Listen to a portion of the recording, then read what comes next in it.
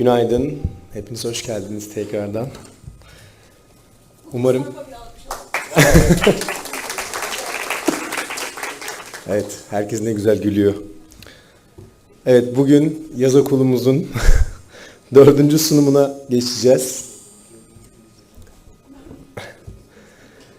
Simirna Agorası ve VR deneyimi başlıklı konuyu anlatmak üzere Kentimiz İzmir Derneği Kurumsal İletişim Sorumlusu Sayın Halis Hakyemezoğlu'nu sahneye davet ediyorum.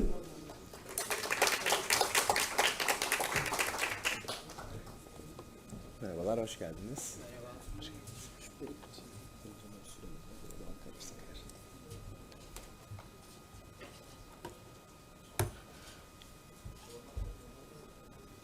Merhabalar, öncelikle günün ilk sunumu galiba.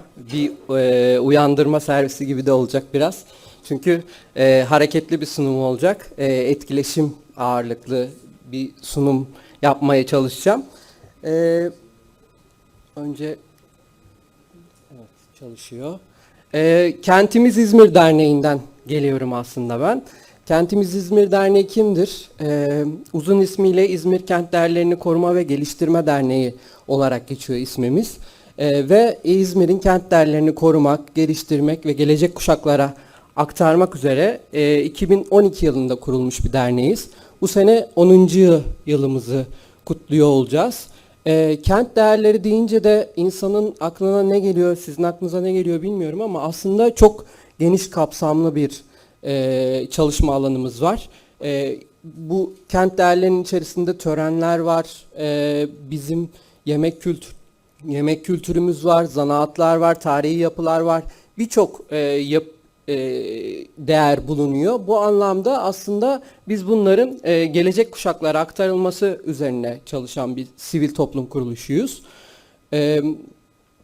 Bu anlamda da aslında 3 tane temel çalışma alanımız var. Birincisi metruk durumdaki yapıları yeni işlevler kazandırarak restore edip yeniden hayata kazandırıyoruz. Bunların işte en somut örneklerinden bir tanesi de şu an İkiçeşmelik Caddesi'nde bulunan Tarihi İstiklal Okulu.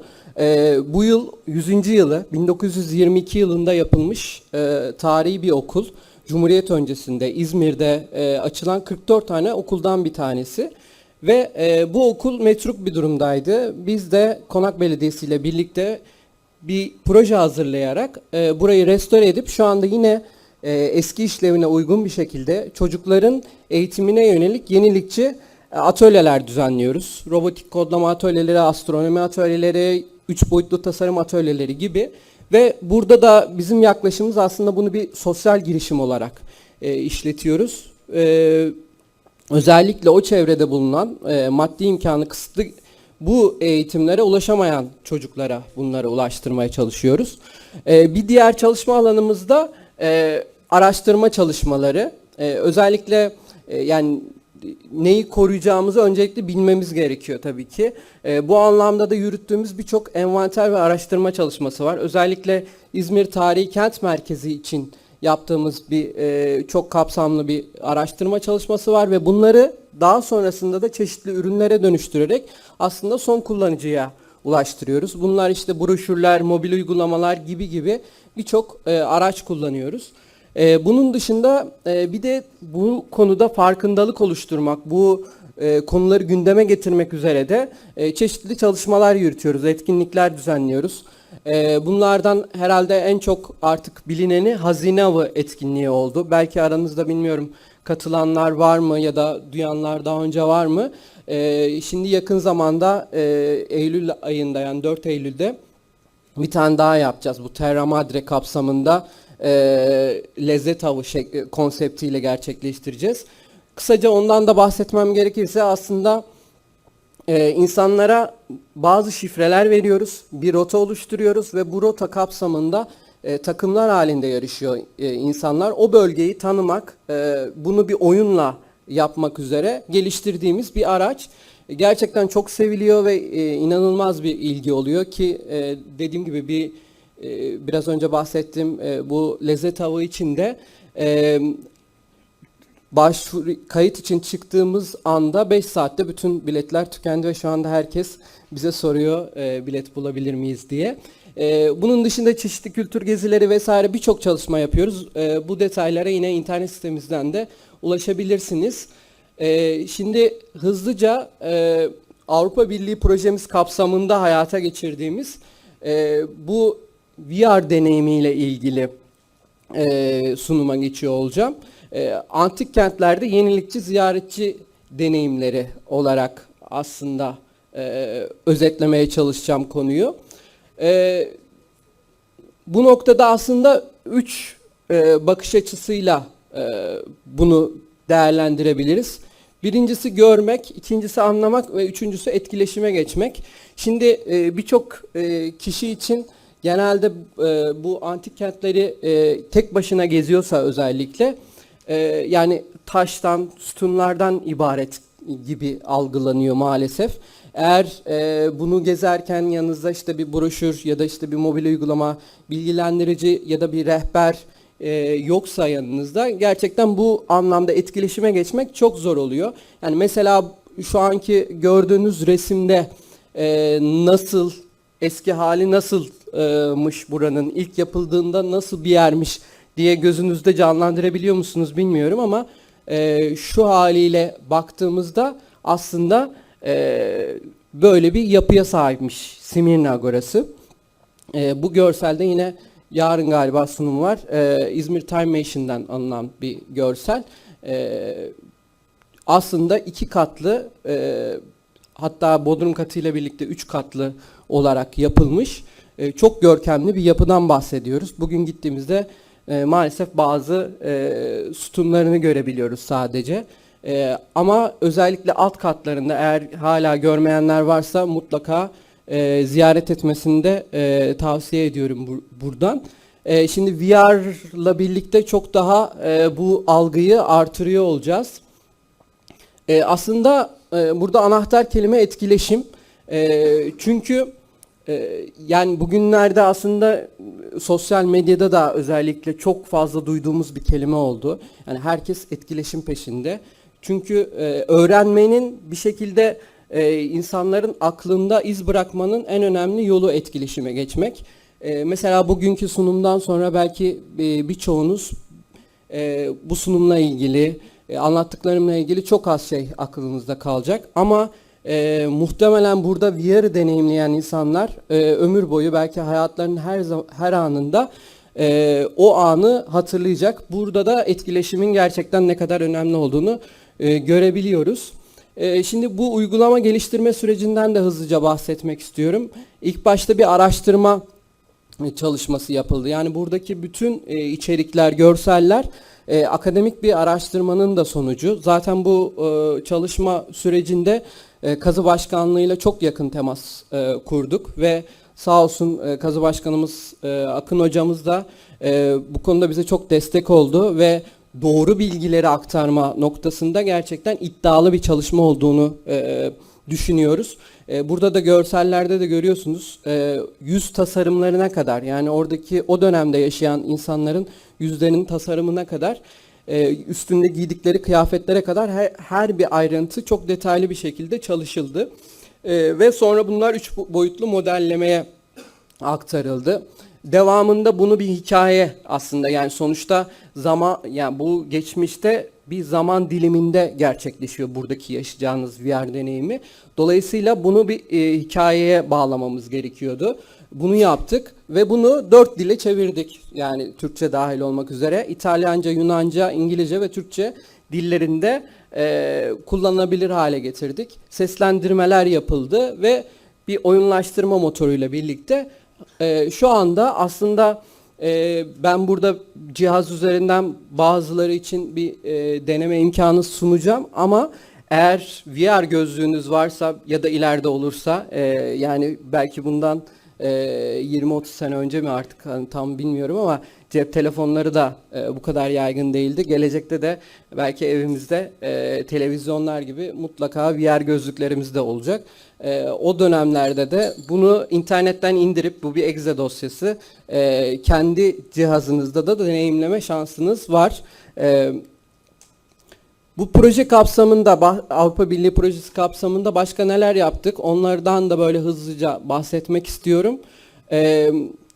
VR uygulama dışında bir mobil uygulama hazırladık. Özellikle yine alana gelen ziyaretçilerin deneyimini artırmak üzere geliştirdiğimiz ve yine seslendirmeleri de olan 4 dilde hazırlanmış bir mobil uygulama var. Bunun içinde de bir oyunlaştırma uygulaması var. Bunu da yakın zamanda aktif hale getiriyor olacağız. Onun dışında bir illüstratif harita hazırladık. Bu da son zamanlarda çok aslında kullanılan turizm bölgelerinde özellikle bu tür Z-kart ya da işte broşürlerde, haritalı broşürlerde çok kullanılan bir yöntem. Bunu da bir antik kente uyarlamış olduk. Onun dışında internet sitesi hazırladık yine 4 dilde. Maketini hazırladık. Orada yine bir fotoğrafını görüyorsunuz. Roma dönemine ait Simirna Agorası'nın 3 boyutlu bir maketini hazırladık. Ve bu da yaklaşık 3 metre 4 metre ölçülerinde. Bu tüm aslında uygulamaları da yine Agora'nın içerisinde deneyim merkezi ismini verdiğimiz bir yapının içerisinde topladık. Ve yakın zamanda ziyaretçi yolu açıldıktan sonra da bütün kullanıcıların gidip ücretsiz olarak deneyimleyebileceği bir alan olacak burası. Onun dışında belgesel hazırladık. Kutu oyunu gerçekten çok iddialı bir kutu oyunu hazırladık. Çocukların özellikle küçük yaştan itibaren hem arkeolojiye hem de bu kültürel mirasa yönelik olarak bilgilerinin artması, farkındalığının artması ve bu konuda daha duyarlı olmaları için bu kutu oyununu hazırladık. Onun dışında yine fotoğraf çekim alanı, broşür gibi diğer içeriklerimiz de proje kapsamında tamamlandı. Şimdi burada Simirna Agorası ile ilgili de özet bir bilgi var. Bunu özellikle koymak istedim. Çünkü biraz sonra VR'ı denemek isteyenler için küçük bir quizimiz olacak. Eğer hızlıca gözden geçirirseniz belki buradan da bazı soruları cevaplama şansınız olur. Yani ben de bahsedebilirim. Yani bu Simirna Agorası neden önemli? Aslında dünyadaki şehir merkezinde bulunan en büyük agoralardan bir tanesi Simirna Agorası. Ve 1933 yılında ilk olarak kazılmaya başlanıyor. Son olarak da 2007 yılında Akın Hoca'nın kazıları bugüne kadar devam ettiriyor ve devam da ediyor hala. Ve aslında bu kentin İzmir'de önemi şöyle, İzmir'de 3. defa kurulan bir kent burası. Yani ilk olarak İzmir Yeşilova Höyü'nde kuruluyor. Daha sonra Bayraklı Simirnası ve sonrasında bu yeni Simirna diye de adlandırılan Simirna Antik Kenti 3. kurulduğu yer İzmir'in. Dolayısıyla böyle de bir önemi var. Daha fazla bilgi almak isterseniz de yine hem simirnagorası.com hem de diğer mobil uygulama gibi kaynaklara erişebilirsiniz. Evet, şimdi zamanında verimli kullanmak adına bir deneyim zamanı diyoruz. Daha önce kullanan var mı bilmiyorum ama kısaca özetleyeyim. menti.com diye bir internet sitesi var. Bu QR kodu okutarak da ulaşabilirsiniz ya da menti.com'a girip aşağıda bulunan kodu da yazarak da dahil olabilirsiniz. Orada mini bir quizimiz olacak. Bu quizde ilk 3'e giren kişilere de eğer istiyorsa tabii VR'ı deneyimleme şansını sunuyor olacağız.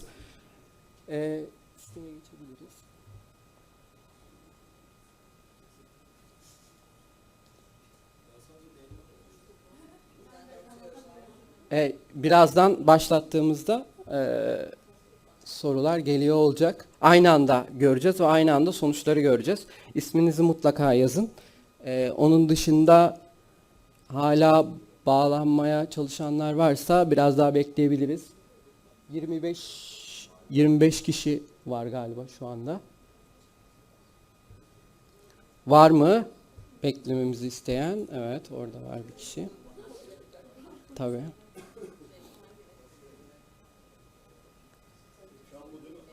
Evet, birazdan başladığımızda aynı anda soruları ve cevapları görüyor olacağız.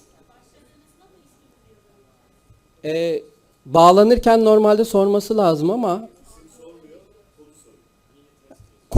kodu geçtikten sonra tamam, muhtemelen bir sonraki adımda gelecektir diye umuyorum. Yani normalde test ettim ama buralarda genelde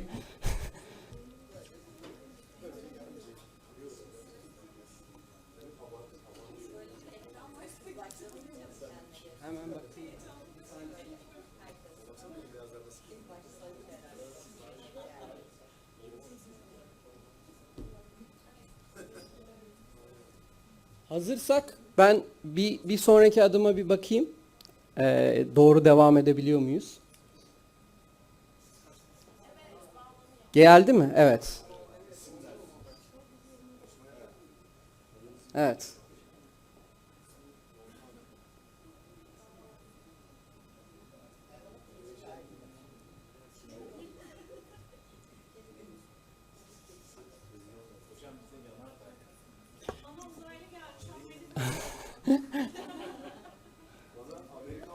Aramızda bu arada haksız rekabete sebep olacak kişiler de var. Kazı Başkanlığı'nda çalışan. Onlar özellikle daha geç cevap verirse ya da hiç vermezse. Şimdi hazırsak ben soruları başlatacağım. Hazır mıyız? O zaman başlatıyorum ve ilk sorumuz geliyor. Hem ekrana gelecek hem de gördüğünüz telefonlarınıza.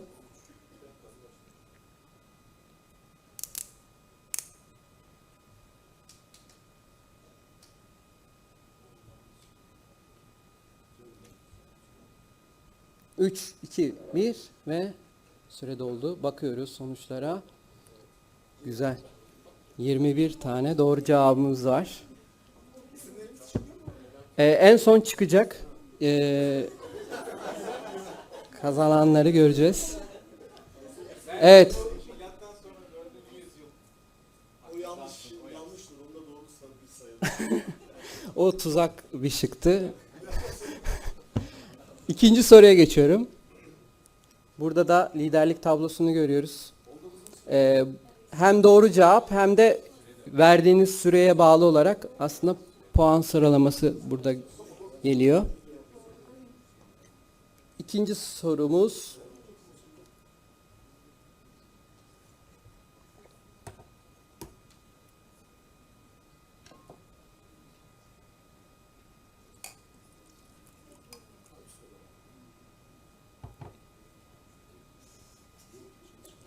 Geldi mi? Gelmedi mi? O zaman bir kez daha bakalım.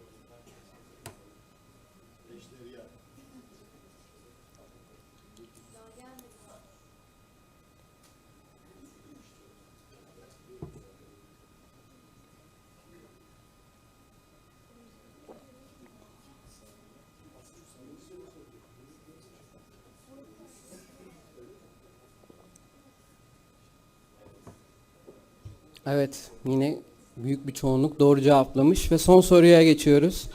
Hızlıca puan durumunu da görelim. Değişiklikler var mı?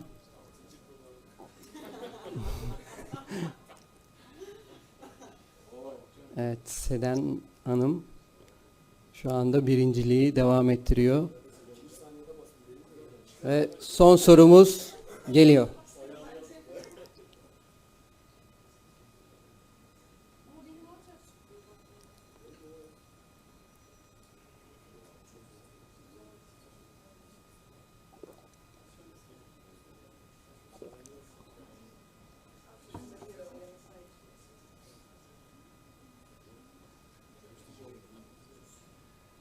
Evet. Yine büyük bir çoğunluk doğru cevapladı ve kazananları görüyoruz. Bakalım.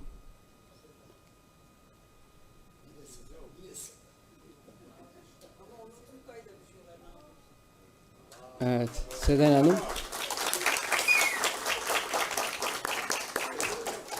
Şimdi komple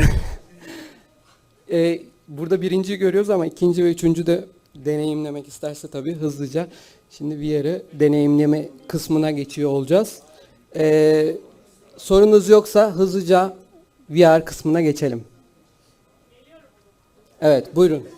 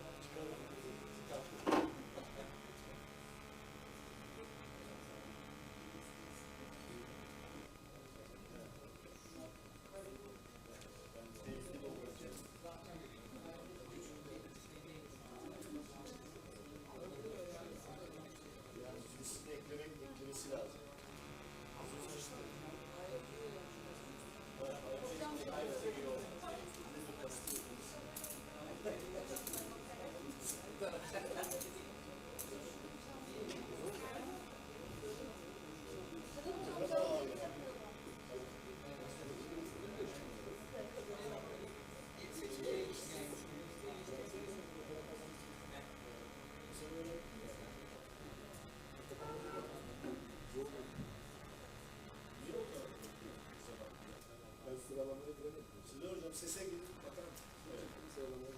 Hocam sahneye çıkar.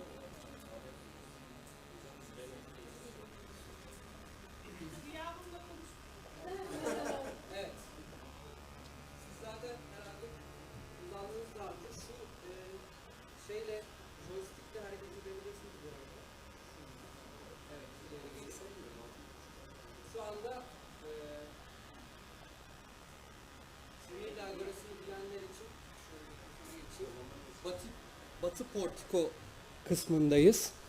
Ve yeşil alan olarak şu anda mevcutta görünen eski meydan. Eski meydanda neler vardı?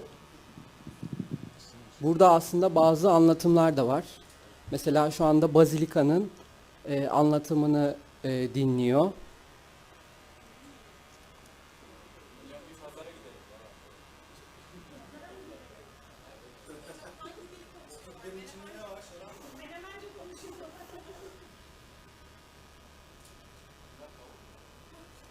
Mesela aslında önemli bir soru. Buradaki satılan meyveler, sebzeler ya da yiyecekler de o döneme uygun olarak aslında tasarlandı. Kabak varmış mesela.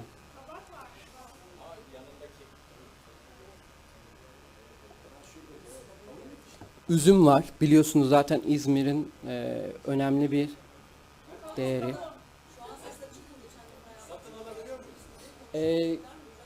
Aslında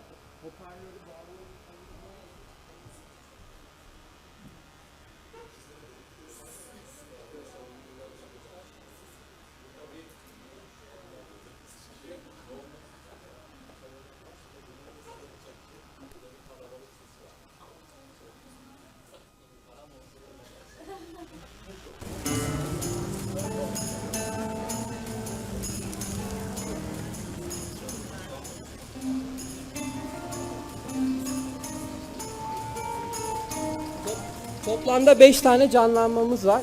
Canlandırmamız. Mesela devam edin ileri doğru. Orada bir köle pazarımız var mesela. O dönemde biliyorsunuz köle satışları yapılıyordu. Hemen sol tarafınıza doğru olması lazım ama...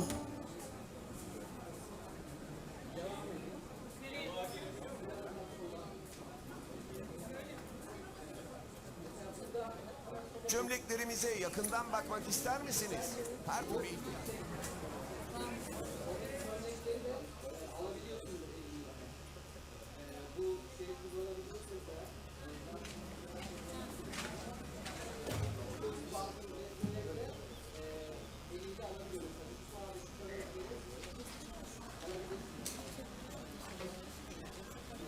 Çömleklerimize yakından bakmak ister misiniz? Her türlü ihtiyacınız için uygun çömleği bende bulabilirsiniz. Her keseye göre ürünlerimiz mevcut. İtalyan, Afrika sigillatalarım var. Biraz daha uygun fiyatlı isterseniz pitane ya da yerli üretim mallara da göz atabilirsiniz. Bugün hala kullandığımız pişmiş toprak çömlekler.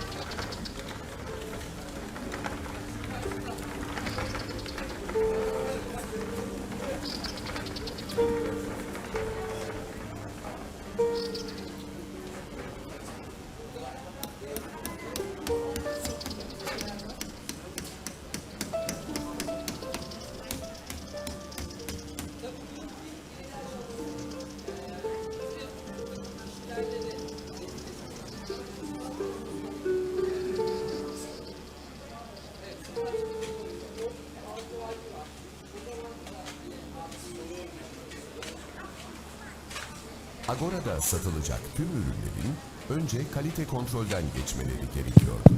Agora Nomos memurları tüm Agora'nın işleyişinden sorumlulardı. Fiyat Agora'da satılacak tüm ürünlerin önce kalite kontrolden geçmeleri gerekiyor. Agora Nomos memurları tüm Agora'nın işleyişinden sorumlulardı.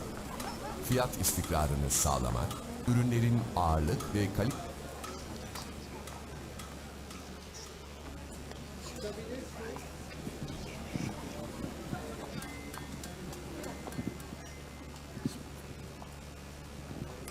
Şimdi tam konumunuzu kaçırdım. Bir yerden yukarı merdiven var. Ama sola doğru devam edin. Ha, şu anda bayağı bu tarafa gelmişsiniz. Tamam. Şu karşı tarafa doğru devam etmeniz lazım. Sağınıza doğru, evet. Karşınıza doğru düz devam edin. Ya da isterseniz, yani daha hızlı ışınlanmak isterseniz bunu da kullanabilirsiniz. Evet, aynen öyle. Basıp bıraktığınız zaman oraya zıplaması lazım.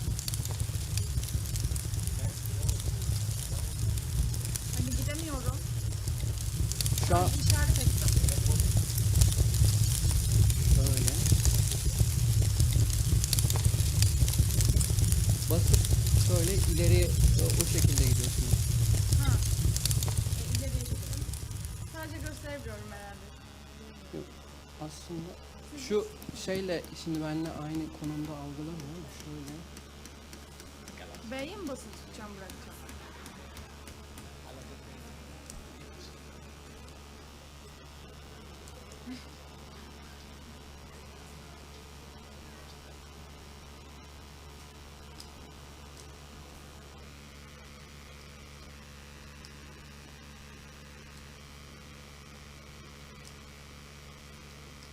Şu an ekranda başka bir şey var mı? bizim Evet var, görmediğimiz? U harfi var. Ha. Uygulamadan çık falan diyor. Ha, onu kapatın. Çünkü biz onu göremiyoruz. Ay kapattım. Ha, komple kapat. Komple kapattım. Bir şeyleri yanlış yaptım hep.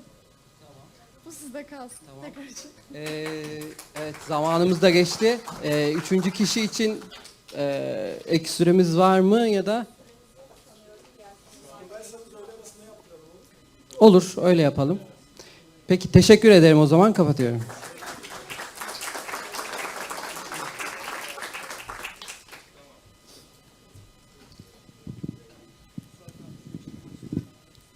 Evet, Sayın Halis Hakyemezoğlu'na çok teşekkür ederiz.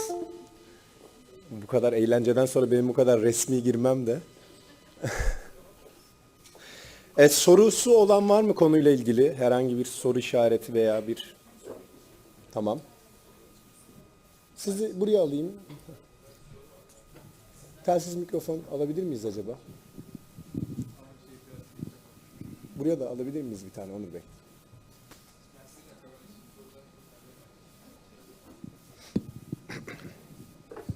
Merhabalar, Sercan Yalçınkaya. Şeyi soracaktım ilk önce, bu VR deneyimini yaşarken şu an mevcut halinde bir görsel olarak eklenebilse, yani tak oradayız, tak buradayız, daha şey olur. Yani alanı bildiğim için, şimdi mesela ben şeyi merak ettim, şu anda acaba mevcudun neresindeyiz gibi. Birincisi oydu, ikincisi de şimdi çok güzel bir deneyim. Ama bu turizm anlamında düşündüğümüz zaman erişebilirliği nasıl, şu anda internetten indirip görebiliyor muyuz? Ya da yani hedef olarak projede bunun turizme fiili katkısını nasıl görüyorsunuz? Teşekkürler soru için. Birinci sorudan başlayayım. Aslında ya fiziksel olarak bu VR gözlük ve bu deneyimleme süreci Simirna Agorası'nın içerisinde yer alan, belki Sabatay Sevin'in evi olarak da bilinen şu anda bir yeri, aslında fiziksel bir ortamı biz deneyim merkezi olarak konumlandırdık ve burada aslında bu gösterimleri yapıyor olacağız. Şöyle buyurun. Dolayısıyla hani oradaki algı biraz daha fazla, yani nereyi gezdiğini daha iyi algılayabiliyor. Özellikle de mesela Faustine kapısı o bulunduğu noktadan çok net bir şekilde görünüyor. Dolayısıyla hani oradan bir eşleşme yapılabiliyor. Tabii bunu biz mesela kurgularken birkaç tane farklı senaryoda düşündük.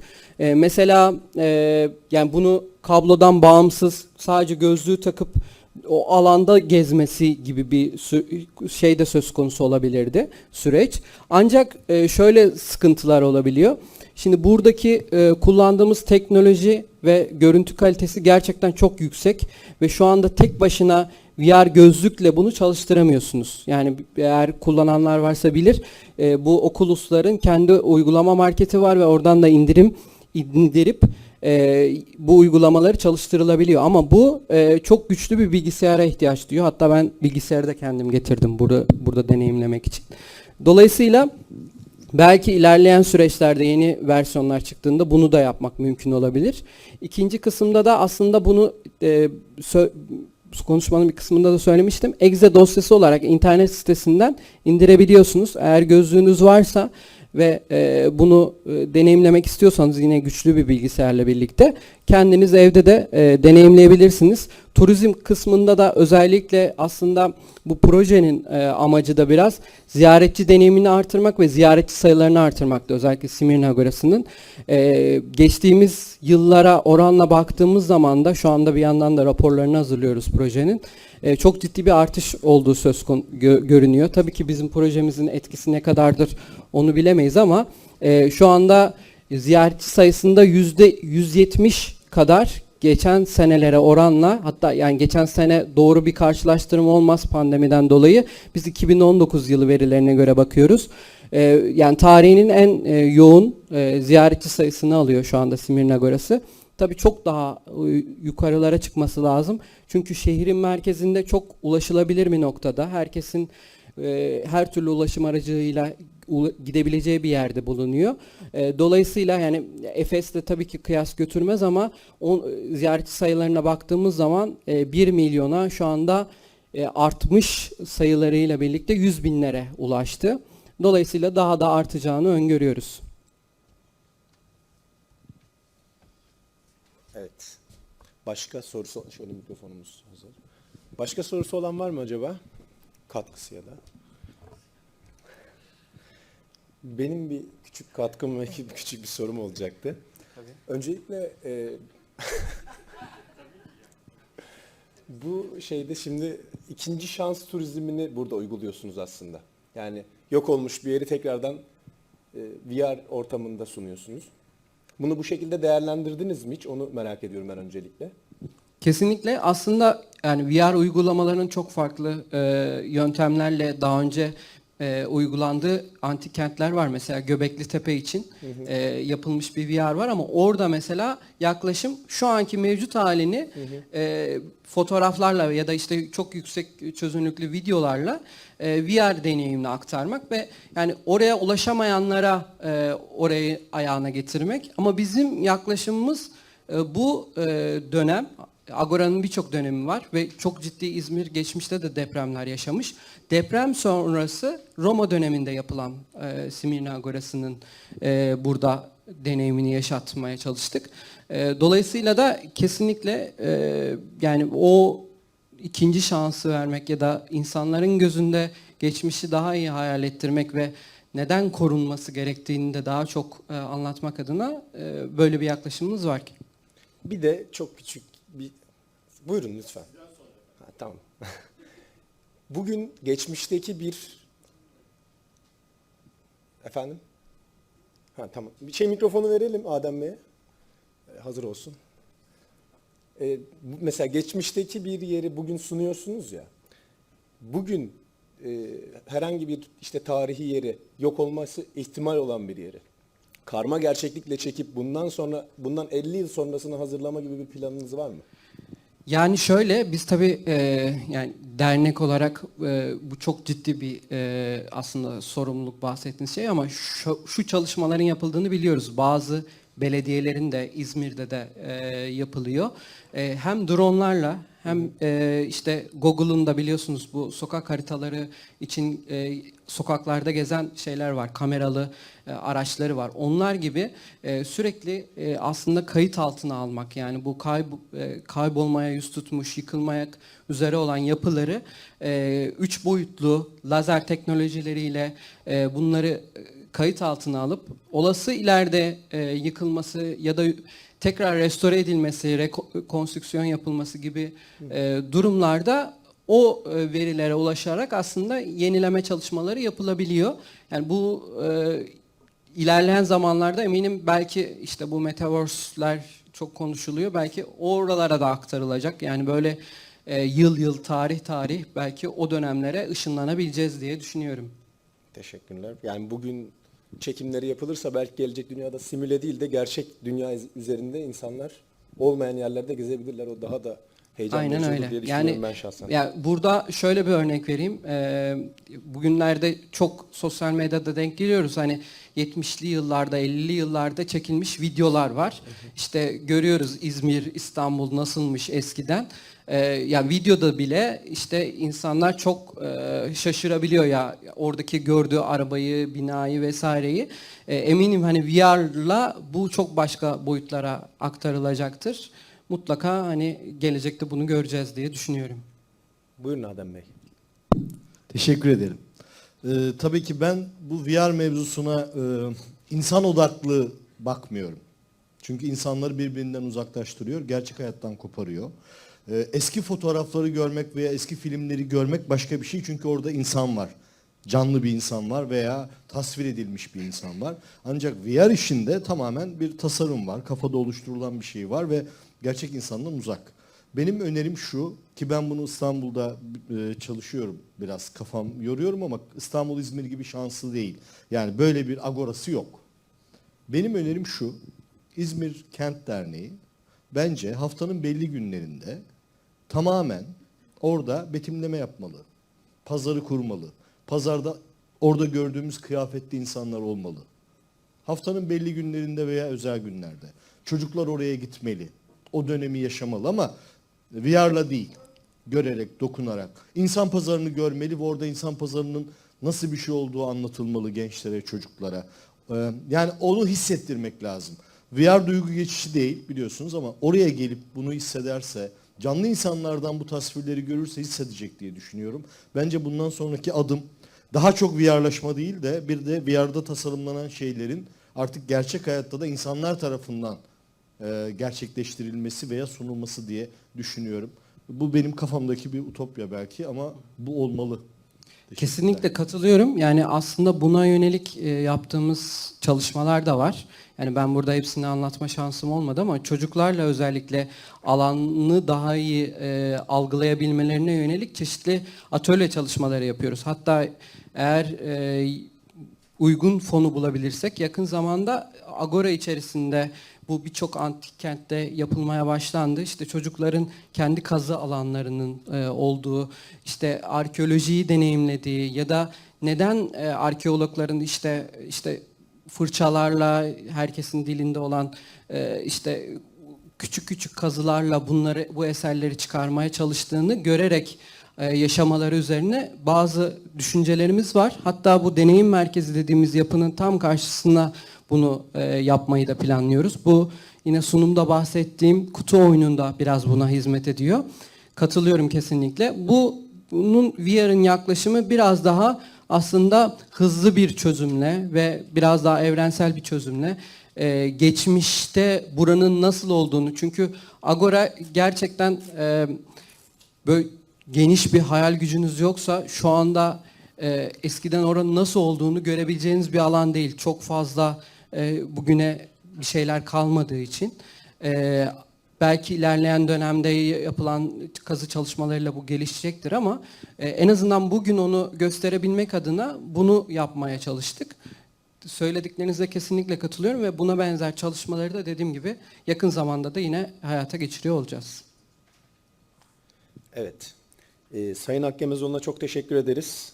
Şimdi eğitmenimize plaketini vermek üzere IFITT Türkiye Yönetim Kurulu Başkanı Mine Güneş Kaya'yı ve Başkan Yardımcısı Doçent Doktor Emre Ozan Aksöz'ü sahneye davet ediyorum.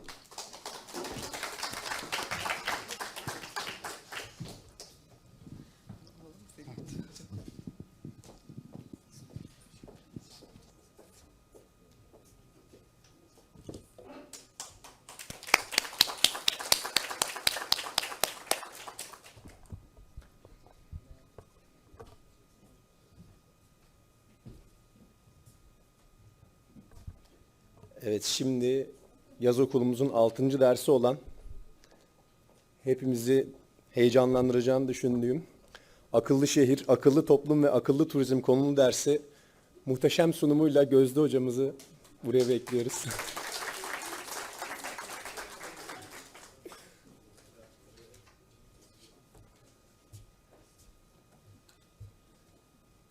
Merhabalar herkese. Benim ismim Gözde Türktarhan. Burada olmaktan ötürü çok mutluyum öncelikle. Tabii ki böyle güzel ve etkileyici bir sunumdan sonra benim buraya çıkmam umuyorum sizi bir hayal kırıklığına uğratmayacaktır. Olabildiğince keyifli bir şekilde anlatmaya çalışacağım. Programda da şunu kullanacağım sanırım. Tamam. Programda da gördüğünüz gibi orada belirtildiği üzere İngilizce yapacağım sunumumu.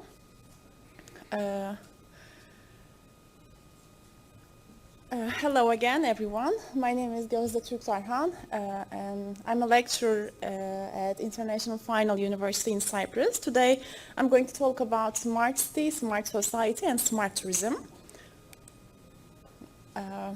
First of all, what is smart city? I would like to give you a brief information, a short definition about smart city.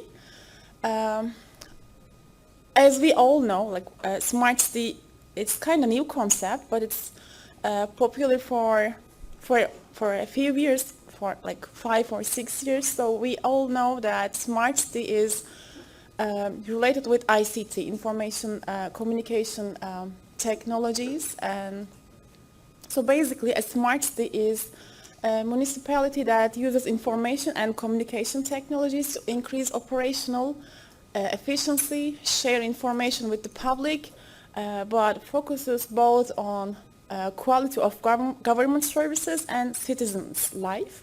So when we are talking about city, of course tourist is a part of city, but it's a big part of smart destination actually. So smart city is kind of related with local government services. And I believe that it's one of the maybe challenges of being a smart city or smart destination. I'm not sure about like the focus of being smart destination or smart city is sustainability, like environmentally sustainability or economic growth, but I think it covers both. While the exact definition, we have many different definitions of smart city, but it focuses on economic growth while improving quality of life for its citizens using smart technology and especially big data analysis. The point is, of course, we are using technology in smart cities, but the point is the smart city based on what they choose to do with that technology. It doesn't matter, like not just how much technology they may have. So when we look at from that point of view, maybe we can say that Cappadocia was a smart city, right? Because they didn't have too much technology, but they used their opportunities in best way to protect their lives, to build a functional city, like underground cities. Maybe if we are looking at from that point of view, we can say that Cappadocia was a smart city, even if they didn't have any technology. So, as a summary, characteristics of smart cities are, first of all, technology-based infrastructure, and then environmental initiatives, because our main points is sustainability, environmental sustainability, and high-functioning public transportation systems is a big part of smart cities. And urban planning and citizens to live and work within the city and utilize its resources. And success of a smart city based on some points. First of all, it depends on its ability to form a strong relationship between the government, and it includes the bureaucracy and regulations, law, and the private sector as well. And the relationship is necessary between government and private sector, because most of the work that is done to create and maintain a digital data-driven environment occurs outside of the government. So I believe that private sector, people like citizens and government needs to work together to be able to build a smart city. So when we talk about people, the citizens, we have another term called smart society, and it covers community, learning, and security. Actually, it's an ideal condition where community interaction exists among individual, social, and digital. And the role of the local government here is to ensure people, to guarantee the protection of life, property, and especially disaster risks. So when we look at like Japan or Korea or maybe some European countries, they are using those smart systems in terms of being proactive for natural disaster risks. And being that, having that type of proactive point of view is a part of smart destinations and smart cities as well. So basically, smart society needs to have instant messaging, online community, e-democracy, smart schools and smart campuses, smart education environment system, and omni-channel learning, security and privacy technology, because we have big data, and big data is a really big part of smart cities, smart technologies. That's why we have new concern about technology and regulations and law. And early warning and disaster management is a part of smart cities. And digital repository and as I know, some of the citizens, for example, in United States, they are not agree with digital repository because they believe that it's a part of personal and private life, and it shouldn't be repository. The smart ID is the last part of smart society. So in the line with those informations, we can talk about smart destinations. Basically, smart destinations, just like we have in smart cities, we have ICT-based tools. So when we say ICT-based tools, at first I was thinking like we already have ICT tools and we can talk about e-tourism. So what's the difference between e-tourism and smart tourism, like online destinations and smart destinations? The first difference is e-tourism is digital, totally digital, but smart tourism is bringing digital and physical together. And the core technology is e-tourism is websites. Basically, it's based on websites and apps, smartphone apps, smart device apps. But smart tourism has sensors and smartphones together. Travel phase, we have e-tourism, travel and post-travel phases, but we have smart tourism during our trip. Also during our trip, like we have smart tourism during and post-travel. And lifeblood of e-tourism is information, but we have big data in smart tourism, and it's a big part of smart technologies, like Internet of Things as well. And paradigm is e-tourism is interactivity, but we are creating together in smart destinations, smart tourisms with tourists, citizens, government, and all the partners. We are creating together. So paradigm is co-creation in smart tourism. The structure of e-tourism is more value chain and intermediaries, but we have ecosystem in smart tourism. And last one, exchange value in e-tourism is B2B, B2C, C2C, but we have public-private consumer collaboration altogether in smart tourism. So you may remember in management theory we have term learning organizations, and learning organizations has 4 different phases. First of all, an organization, a company basically, the first step of an organization is knowing organization, and then that organization by the time can learn from its experiences from by the time. So the second phase will be understanding organization, and after that, that organization will be thinking organization, and finally it's going to be a learning organization. So when we consider destinations as companies, as organizations, I can say that we have the same process for destinations as well, because being a smart destination is going through learning process. So I can say, first of all, like as we have knowing organizations, in the same way we have knowledge-based destinations, and I believe it's the first phase of being a smart destination. As I mentioned earlier, we have omni-channel access of new IT technologies for all type of stakeholders, including local residents, citizens, businesses, visitors, all partners. We have all partners here, and instruments to make knowledge and information accessible to stakeholders in a systematic and efficient manner. Also, we have some mechanisms to ensure that every stakeholder group is given an opportunity to participate in the innovation process. So we need to work together on this process. We would prefer when local government works on improving all the opportunities for people, for citizens, but at the same time, citizens should be aware of sustainability, smart technology, waste management, time management, all the efficiency, and at the same time, we want tourists know and be aware of all the sustainable issues in destinations. In the last phase, we have learning destinations.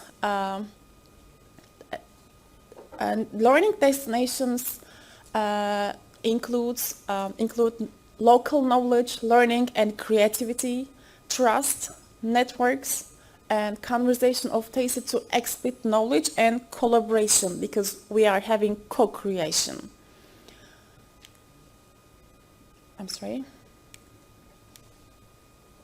Okay, so now I would like to talk about a little bit about a PR framework for smart destinations. It's basically, it refers three different stages. For example, first of all, PI refers portfolio identification.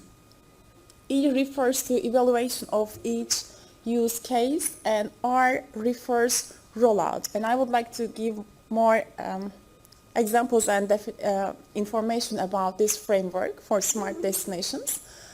For example, hospitality leaders or destination management organizers should first create a comprehensive list of how big data can be used to improve customer experiences, also customer services. So this part will be the portfolio of potential projects. So it refers PI, the first two letters.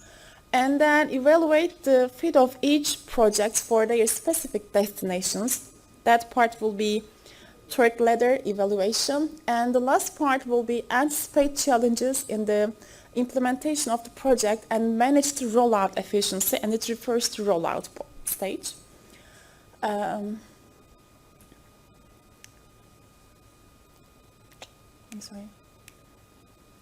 Okay, so in the scope of PR framework for smart destinations, I have some applications, applications about big data. So how can we use big data in tourism industry, in smart destinations?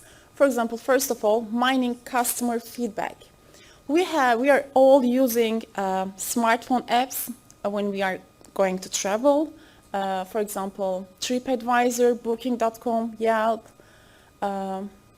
In some countries we have Uber. So as a hotel manager or as a destination manager, we have the opportunity of having customer feedback as big data, in the scope of big data.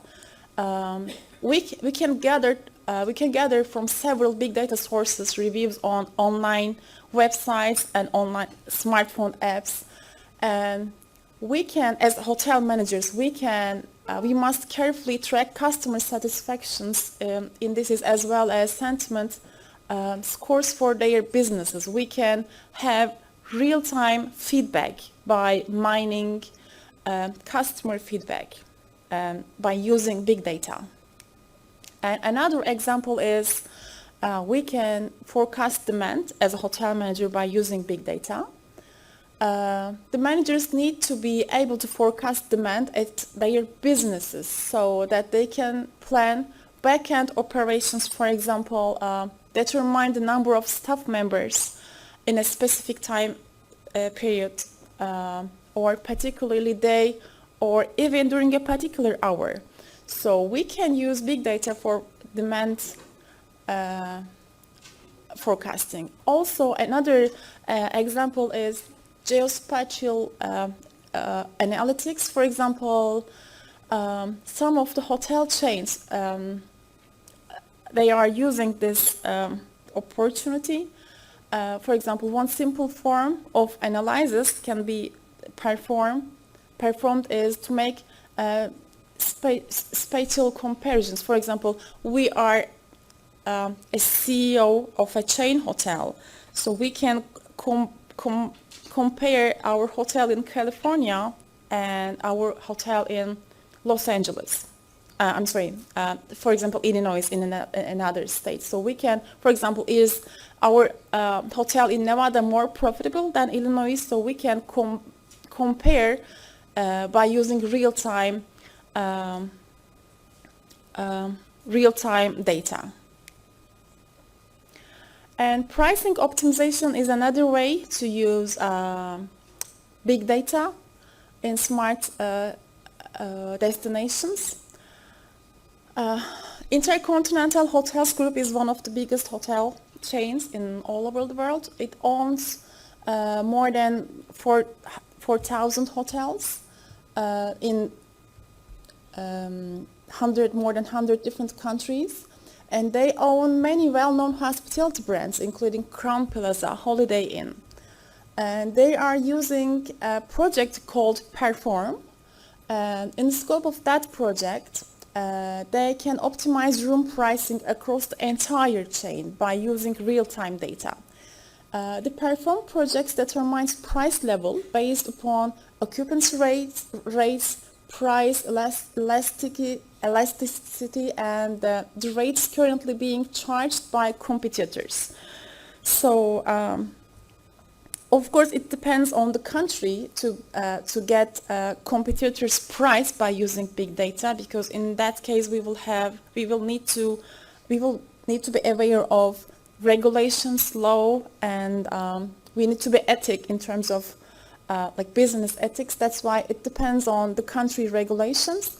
But price optimization is another way, another important way to use big data.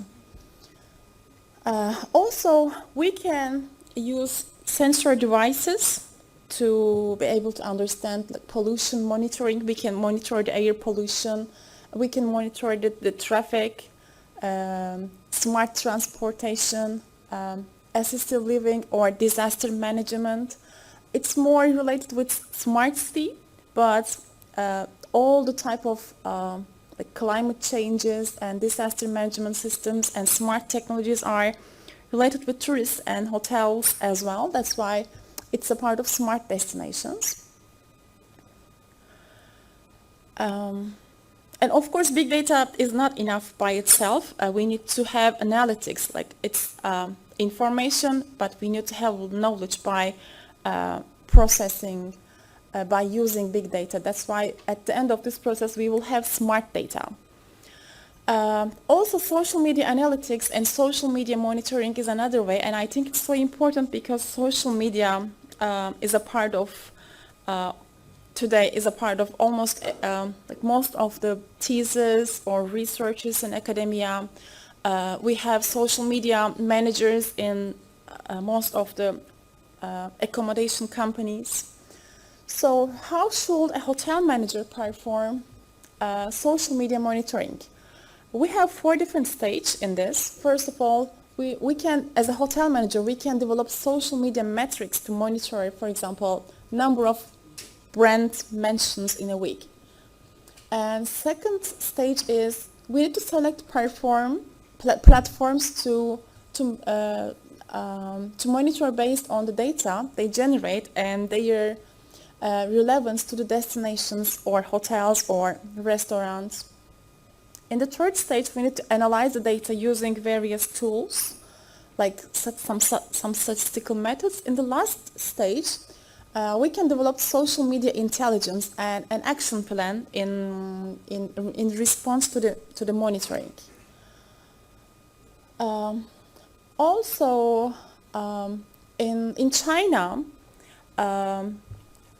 destination managers, destination management organizers are monitoring tourists, are using social media to monitor tourists' posts in Beijing.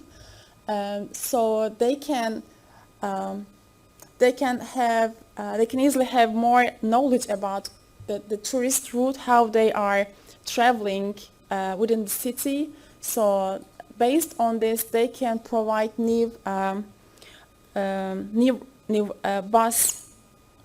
bus tours, or they can provide new routes for tourists. They can provide new tourist attractions by using monitoring their posts on social media. And after that, I would like to talk about smart hospitality. And smart hospitality, actually, in every hotel, almost in every hotel, we have property management systems, and actually it's a great way to collect big data.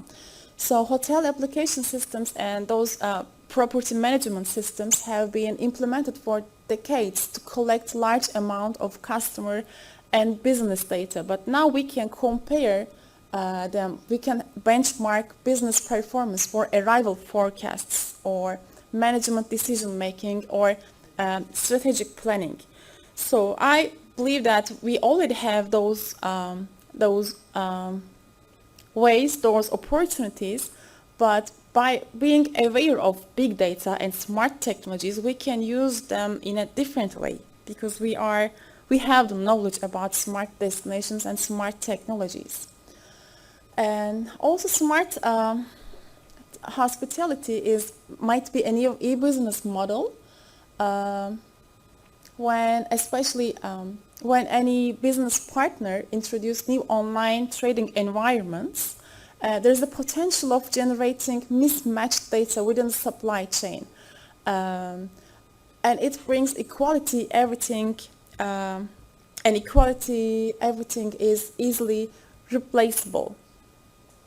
That might be a new e-business models in scope of smart hospitality. Just a little bit, I would like to talk about operating to smart hospitality. I do. Zamanım var değil mi hala? Tamam. For example, we can use electronic marketing campaigns for operating smart hospitality because it now shifts its focus to co-create through social media. And customers' pre-purchase and on-site behavior are influenced by the context posted on online systems. Also, we have real-time data in social media because social media provides us a real-time interactive platform to communicate with our customers before they check out, before they leave our destination.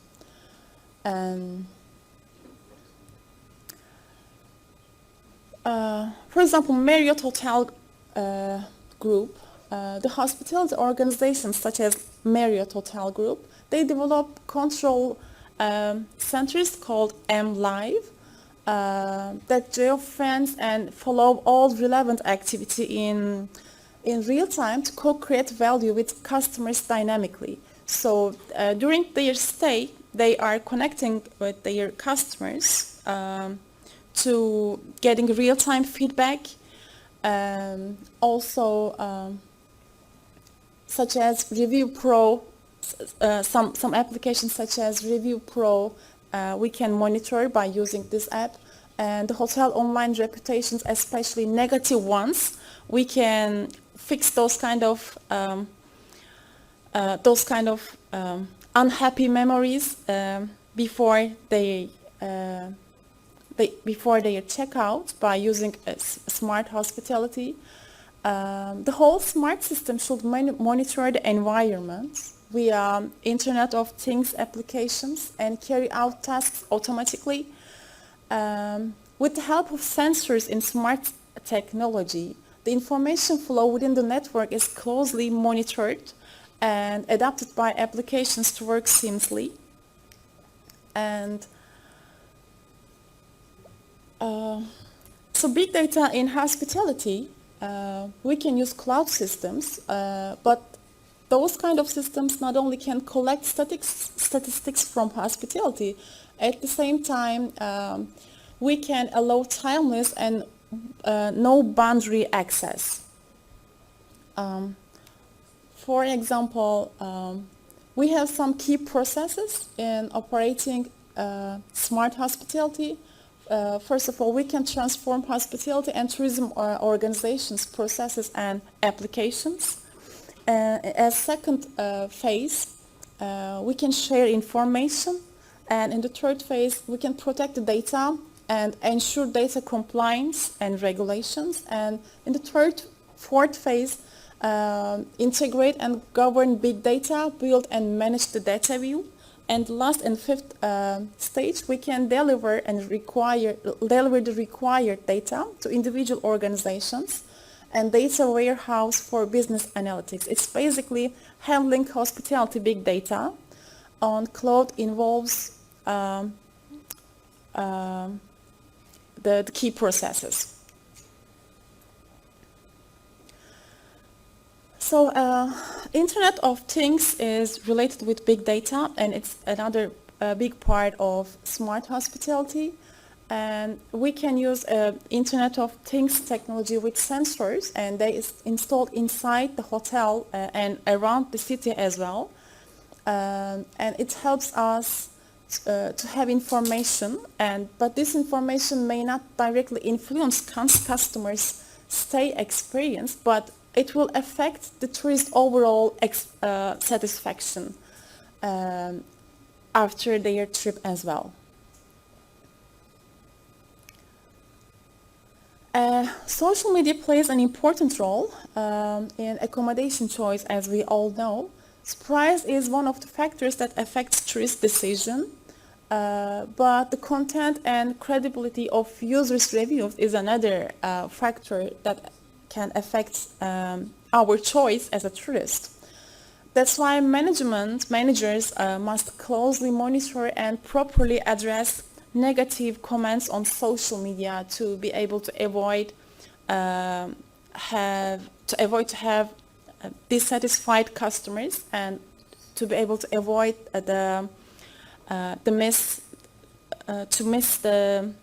our future potential customers.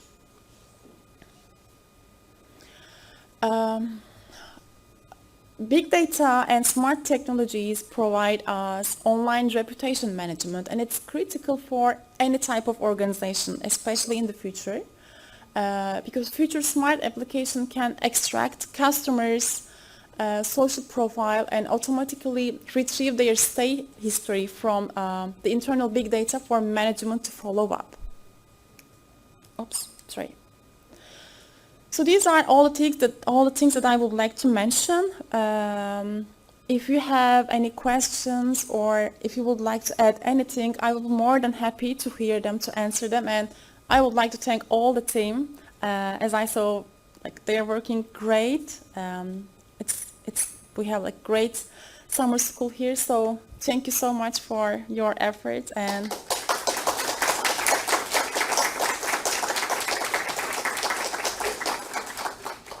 buyurun Özge Bey.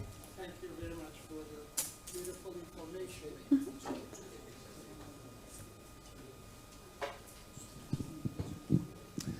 We thank you very much for the valuable information. Özge Ersu, professional tourist guide. To your personal experience and opinion, which city in Turkey is the smartest? Smartest? Yes. Based on all you have spoken about.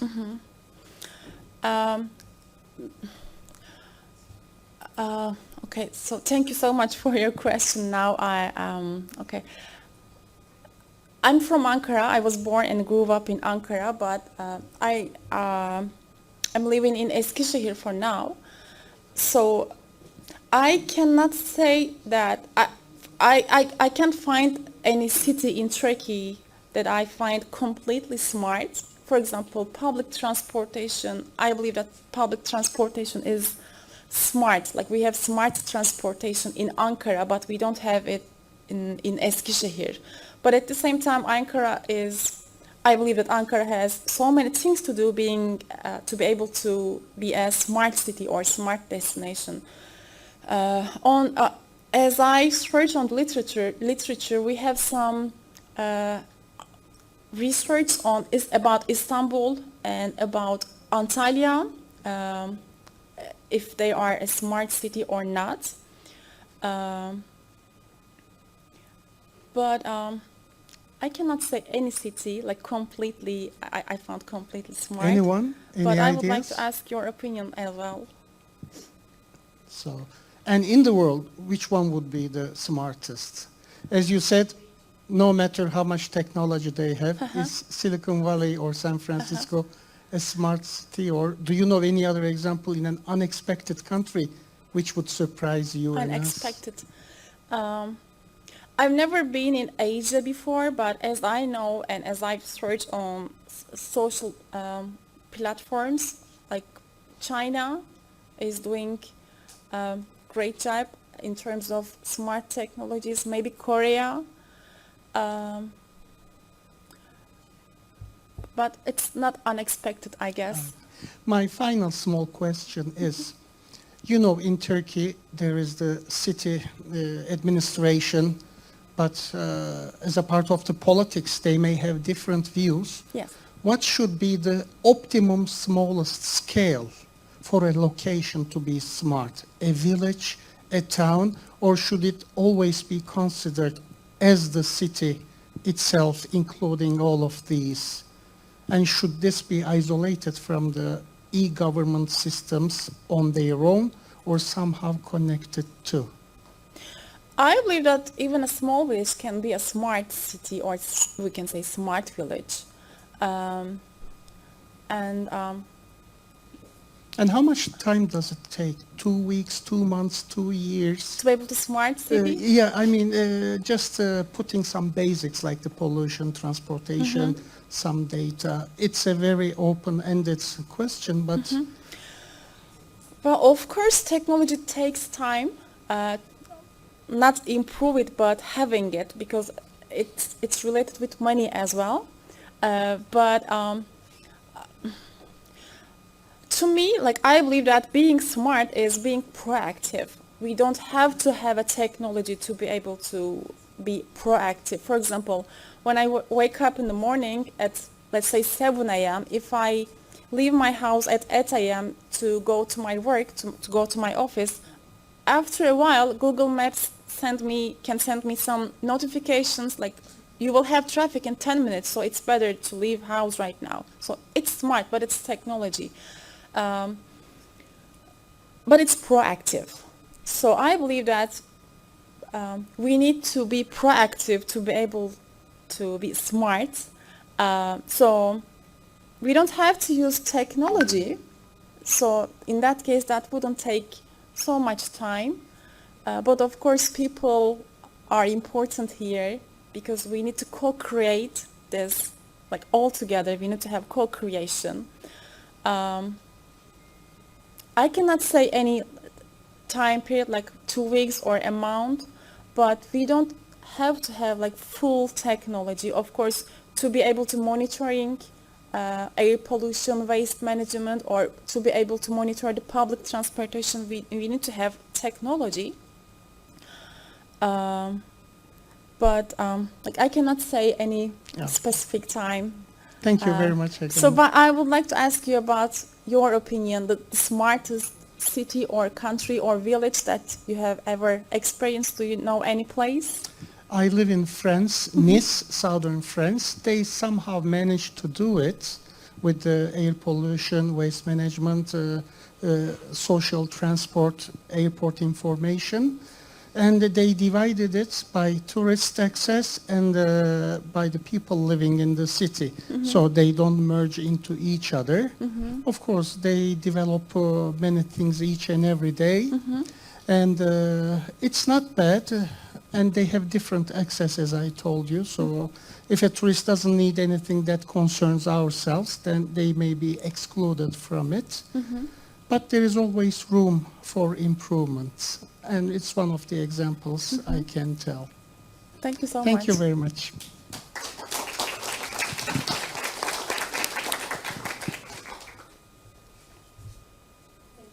Great information as well. Is it on? Do you hear me? Yeah. So I was wondering, so let's consider that, for example, Izmir becomes the smart city in some time. What happens to the resident of the city? Because we've been talking about what happens to the tourists and how will their life change, but what if a destination changes to a smart destination? Then what happens to its residents? Will their life change at some point? Will it be better? Will it be like harder? I don't think that it will be harder for citizens, but being smart is directly related with being sustainable. So I'm sure citizens need to be aware of environmentally and financially and in like time sustainability. But I wouldn't say that will be harder. I believe that will be easier and more sustainable. So of course life could be changed, but in a good way, Yeah, more 'cause- sustainable way. Okay, thank you very much. And the most sustainable city that I've visited, I can say, was Helsinki, and I think it was awarded in year 2019. And it is considered to be one of the most sustainable city with everything that they have. How sustainable the cities are currently in Turkey, for example, Izmir or Ankara, or even Eskişehir that you're currently located in. So how sustainable are they at this point? Like we don't have smart apartments or smart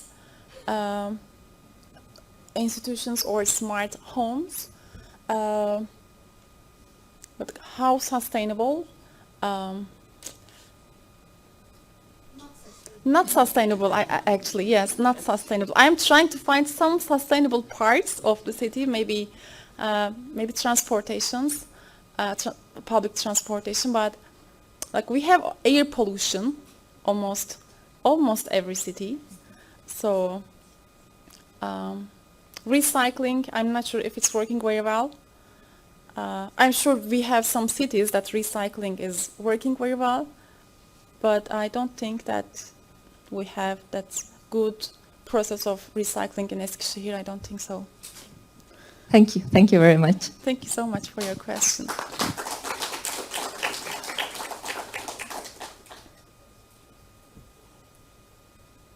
Bir soru daha var. Vaktimiz var mı bir soru için? Bir soru daha alabiliriz.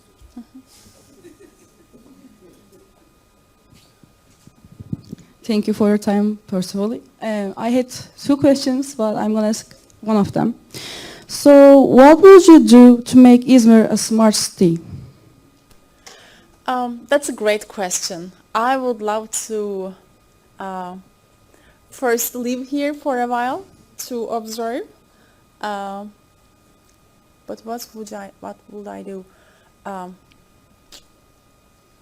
For example, as a tourist, because I came here a few days ago, and I think that was my not longest stay, but in the city center, yes, that was my longest stay. It's going to be my third day today. As I observed, the traffic is absolutely needs to be improved. So that part needs to be improved to be able to like smart city. But first of all, I need to stay here for a while, so because I don't have too much information about Izmir. But as I know, some smartphone apps for Izmir, they are available on Google Play. I don't know what they have in that apps. Like how can we have benefits from those kind of apps? I don't know. I've never used them before. But I just search on like visit Izmir or something. I just search, make a quick search on Google Play or Play Store, which type of apps, or do we have any apps for Izmir? So like I couldn't say so many things about Izmir. Okay, thank you.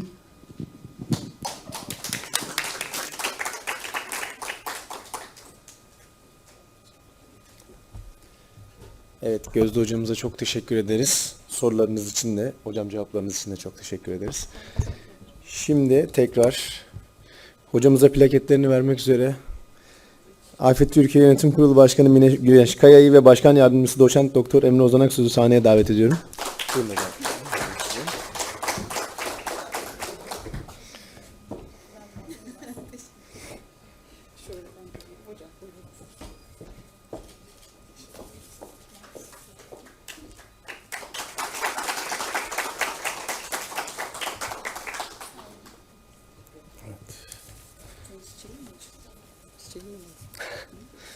Evet değerli katılımcılar, şimdi küçük bir kahve molası vereceğiz. 5 dakikalık bir molamız olacak. Evet. 10.55'te diğer dersimizin başlaması için hepinizi salona tekrar bekliyoruz. Hocam 8 dakika oldu bu arada. Şöyle bir ekleme yapsak, çevrim içi olacak bir sonraki sunum ama onlar biliyorsunuz sunum sırasında bizi burada görmek istiyorlar. Lütfen çay kahvemizi bile alıp en azından burada olalım, olur mu? Evet. Gerekirse masamızı buraya.